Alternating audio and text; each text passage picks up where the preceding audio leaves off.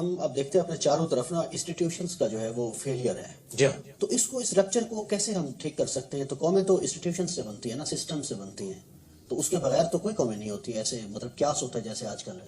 جی ایک ہی اس کا فارمولا ہے کہ جو شخص جس کام کے اوپر مامور ہے نا وہ کام وہی کرے، دوسرے کے کام میں لوچ نہ کرے. رائٹ مین فار جی جی، بخاری مسلم میں حدیث ہے، تم میں سے ہر شخص نگہبان ہے، اس سے اس کی رعیت کے بارے میں پوچھا جائے گا.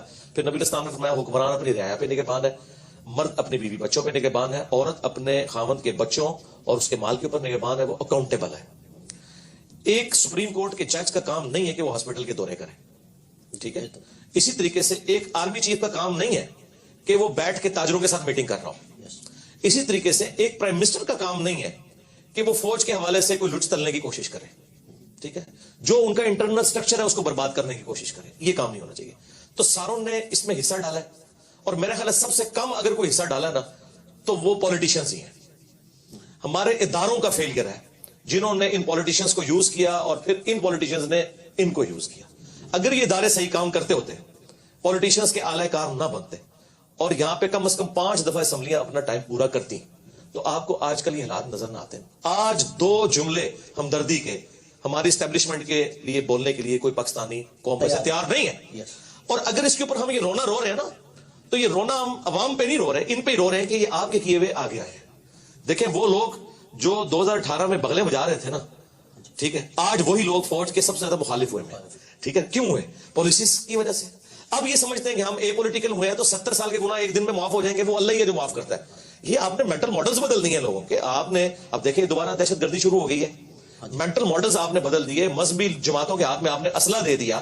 اب یہ 9 اسٹیٹ ایکٹر جو ہے وہ اس وقت جیب تراش یہ بنے ہوئے ہیں، ٹھیک ہے، کیونکہ آپ نے ان کے چندے بند کیے ہیں، وہ اب عوام کو لوٹ رہے ہیں. یعنی پہلے بھی عوام مر رہی تھی، اب بھی عوام مر رہی ہے. تو آج جو فوج قربانیاں دے رہی ہے نا، تو اس میں سے میجورٹی ان کے بڑوں کی غلطیاں جو ان کو بھگتنی پڑ رہی ہیں، اور ہمیں تو خام خواہی بھگتنی پڑ رہی ہیں. تو اگر آج فوج کہتی ہے نا ہم اے پولیٹیکل ہے، تو اپنا وضو قائم رکھیں. یہ کم از کم 25 سال اپنا وضو قائم رکھیں. اس کے بعد تو خیر ان کو کسی نے پوچھنا بھی نہیں اس حوالے سے کہ کوئی ان کو دیکھے نا. ایوب اردگان نے اس سے زیادہ اسٹیبلشمنٹ وہاں اسٹرانگ تھی. سیم کہانی تھی پاکستان اور ترکی، پاکستان سے آگے تھی جی کہانی. ہاں، لیکن ایک فرق تھا، وہ گوروں میں رہتے تھے، بی بی سی CNN دیکھتے تھے، ان کو basic human rights, true democratic values کا پتا تھا. تو اس لیے لوگ ٹینکوں کے آگے لیٹے ہیں. ہمارے لوگوں نے نہیں لیٹنا. جو 2 وقت کی روٹی کے محتاج ہیں نا، یہ ٹینکوں کے آگے نہیں لیٹیں گے. یہ ٹینکوں پہ چڑھ کے عوام کو ہی کچلیں گے. انہوں نے کبھی نہیں لیٹنا. ان کی طرف تو یہ سینس ہی نہیں ہے. اور عمران خان صاحب کے حوالے سے بھی میں عرض کروں، عمران خان صاحب جو نیریٹو لے کے نکلے ہیں نا، اس میں یہ جو ایلیمنٹ وہ کہہ رہے ہیں نا کہ فوج مجھے بٹھائے، ڈیموکریٹک لیڈر کا یہ کام نہیں کو یہ کہہ کہ مجھے موقع دو. ان کو نکالو یار، اس میں سے نکلیں. وہ کہہ رہے ہیں ہم نکلیں، ان کو آپ نکلے رہو. جو کبھی کبھار وہ کہتے ہیں کہ آپ نیوٹرل تو نیوٹرل ہی رہنا ہے، لیکن کچھ دیر بعد ان کا وضو پھر ٹوٹ جاتا ہے. کہتے ہیں ان چوروں کو لا کے مسلط کیا، ہمیں بھی موقع دو. یار پھر یہ اسی طریقے سے جیسے بدر الرحمان صاحب کہتے تھے امریکہ کو کہ ایک چانس ہمیں بھی دیں. یہ کام نہیں ہونا چاہیے. نیریٹو بہت اچھا ہے. یہ اس میں جو یہ بیچ میں وہ جو کہتے ہیں نا بکریے نہیں بکریے دودھ دینی ہے پر مینگنا پا کے، یہ مینگنے نہ اس دودھ میں ڈلے. آپ نیریٹو رکھیں، ووٹ کو عزت دو. نواز شریف صاحب نے بڑی اچھی بات کی تھی، لیکن کچھ عرصے بعد انہوں نے پھر ووٹ کو عزت دی.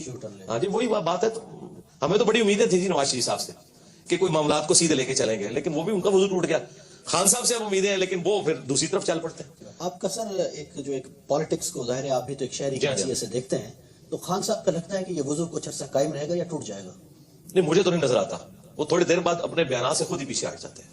اس کے لیے ان کو ایک دفعہ پکا کھڑا ہونا ہوگا. اس کے لیے ان میں یہ کمپیٹنسی ہونی چاہیے کہ وہ جیل جانے کو بھی برداشت کریں. ابھی دیکھیں جیسے ہی کچھ ہوتا ہے تو بہادر ہے. نہیں، بہادر تب ہیں جب وہ کہیں کہ ٹھیک ہے یار گرفتار کرو مجھے، ٹھیک ہے، کیا ہوگا زیادہ تک مار دیں گے ان کو. نواز شریف صاحب بھی تو جیل گئے ہیں نا جی، جو ان کے بقول بزدل ہے. یہ کیوں جو ہے بندے اکٹھے کر لیتے ہیں اپنے گرد کہ جی کوئی بندہ داخل نہیں ہونے دیں گے عوام کو. ان کو چاہیے خود کہیں کہ آئے مجھے گرفتار کرے، پھر بلاتے تو ہیں لیکن اپنی حفاظت کے لیے بندے بھی اکٹھے کر لیتے ہیں. نہیں، اس طرح نہ کرے. ایک رات فون کرے خود CM پنجاب کو کریں یا وہاں پہ رانا ثناء اللہ کو کریں کہ میں یار بیٹھا ہوں، آ جاؤ بھائی، میں جا رہا ہوں، جو کیس ہے میں جوڈیشری سے مجھے انصاف ملے گا میں کروں گا.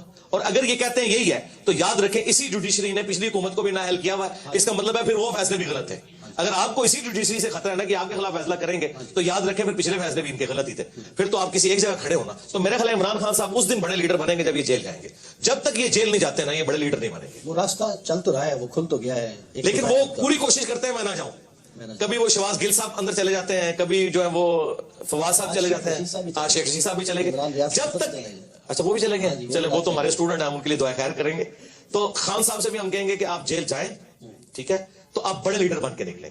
یہ جیل جانا ضروری ہے. اچھا بیدا صاحب, آپ کی عمران خان صاحب سے کبھی ملاقات ہوئی یا ایسا کوئی چانس بنا؟ چانس بننے کے تو معاملات ہوئے تھے, لیکن میں خود ہی اس وقت ایگری نہیں تھا. تو اب تو خیر وہ پھر ایک آپ کو پتا ہے ایک ریلیجیس پلیٹ فارم ہے, ہمارے اسٹوڈنٹس تو یعنی زیادہ تر تو پی ٹی آئی سے تعلق رکھتے ہیں, لیکن ہر طرح کے لوگ موجود ہیں.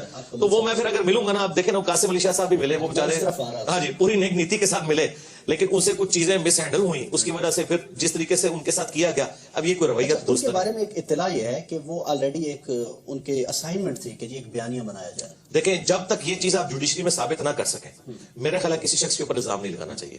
دیکھیں عمران خان صاحب کے بارے میں علماء دین کہہ رہے ہیں کہ یہودی ایجنٹ ہے ان کی اسائنمنٹ میں.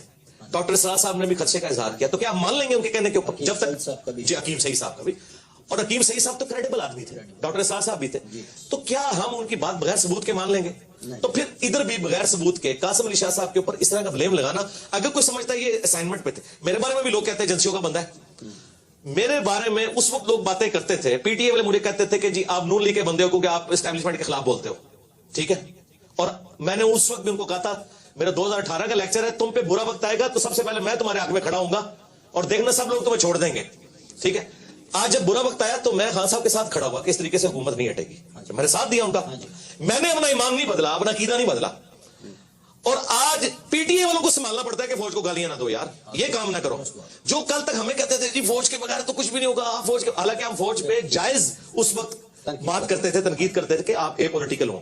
آج یہ لوگ, ان کا تو ایسا وضو ٹوٹا ہے کہ یہ تو مطلب فوج کو غدار اور پتہ نہیں کیا کچھ کہہ رہے ہیں. تو اس کا مطلب ہے کہ آپ پہلے عقیدہ ایسا رکھیں جس کو آپ ڈیفینڈ کر سکیں. تو ہم آندہ بھی یہی امید رکھتے ہیں کہ یار آپ کسی ایک ریڈ لائن کو کراس نہ کریں کہ جس سے نفرتیں پھیلیں. خان صاحب سے ہمیں یہی ہے کہ وہ ریڈ لائن کو بعض اوقات کراس کر جاتے ہیں, اور پھر پرسنل الزامات نہ لگائیں. یار مجھے کیا پتا ہے کہ کسی بندے کی فیملی لائف کیا ہے, اگر آپ ثابت نہیں کر سکتے.